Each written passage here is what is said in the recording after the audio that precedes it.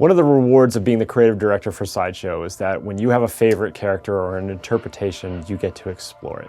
And in terms of Indiana Jones, my favorite film by far is Temple of Doom. I love that movie. It's the first indie movie I remember seeing in the theaters when I was a little kid. The pose we chose was kind of right before the bridge is where we tried to place his costume and his accessory list, his gear loadout.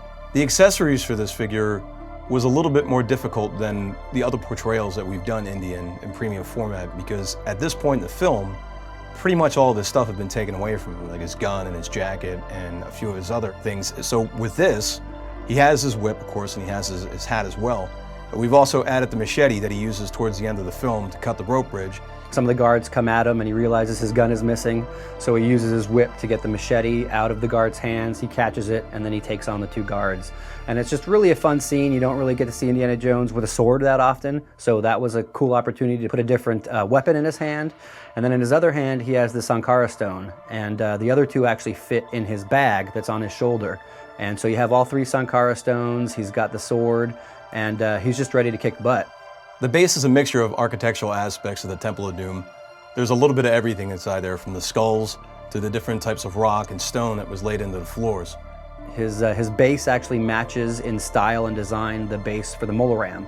So you can pose your Indiana Jones and your Mola Ram both from Temple of Doom together, and they'll look awesome posed together. It was an interesting challenge to come up with the exclusive for this. There was quite a few things that we could have gone with. We could have gone with the sword, we could have gone with the Sankara stones, but we felt they were more of an integral part to the pose of the character and the attitude. So what we decided to do is take one of the more disturbing scenes from the film, which was the dinner table, the banquet, and we've added the accessory of the chilled monkey brains.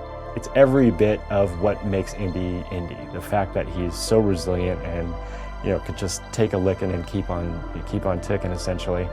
And just in sense of personality, the defiance of the pose, I think speaks a lot to the Indy character.